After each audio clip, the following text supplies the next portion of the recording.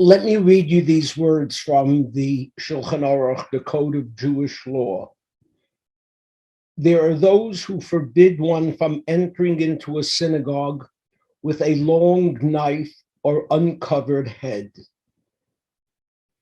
And the Turei Zahav, a commentary on the Shulchan Aruch, explains a long knife, since prayer lengthens one's days and a knife shortens.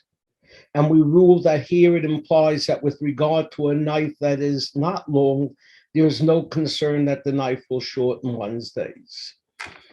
Yes, for hundreds and hundreds of years, we had a law that you're not allowed to bring a weapon into a synagogue.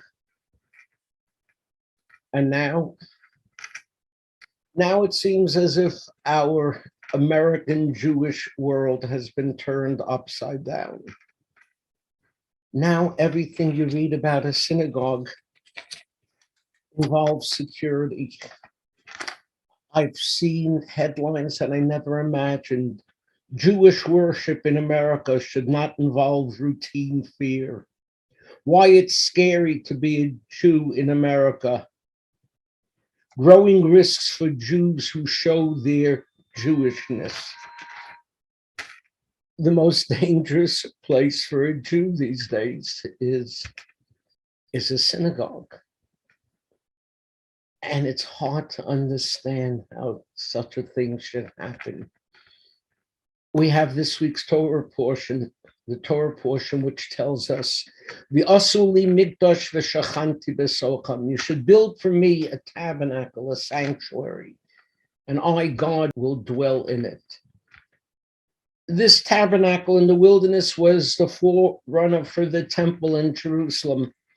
And when the temple in Jerusalem was destroyed, the prophet Yechezkel foresaw the destruction of the first temple, and he promised the people that there will be a miniature temple that the people will be able to go to.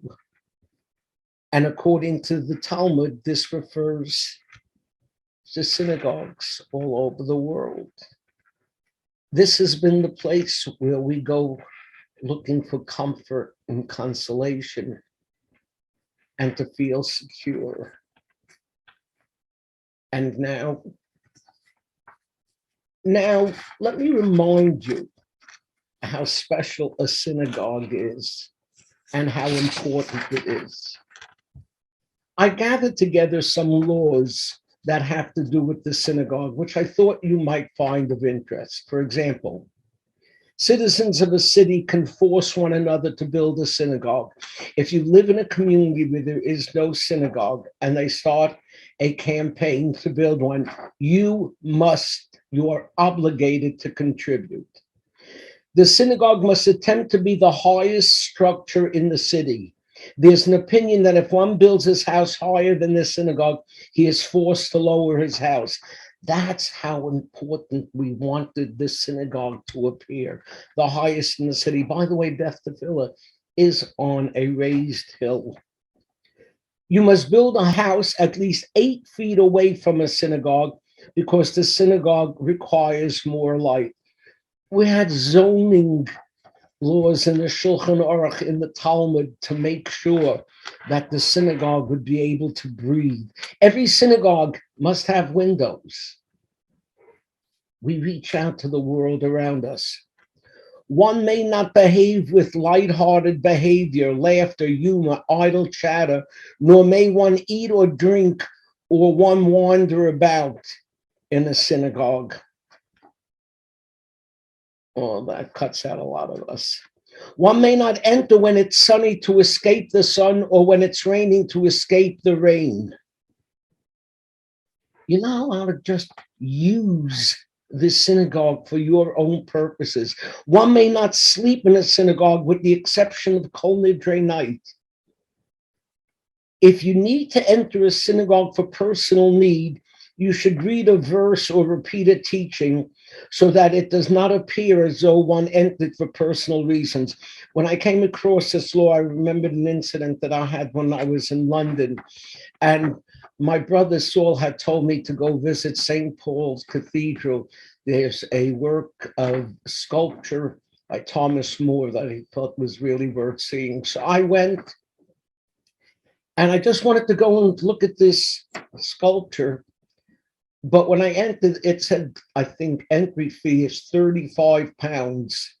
But if you've come to pray, there is no charge. And I immediately said, okay, the next one is, if a synagogue has two entrances, then one should not enter one entrance and enter the other, and thereby shortens one's path. You're not allowed to use a synagogue for a shortcut. One should pray in a synagogue even if there is no minyan. And although women are not required to pray with the minyan, it is still a mitzvah to do so when there are no other conflicting responsibilities. One should try to establish a regular seat in the synagogue where he prays every time. If a guest is sitting in your seat, don't make him move. Be nice. According to the code of Jewish law, one who speaks in a synagogue is called a sinner. No comment.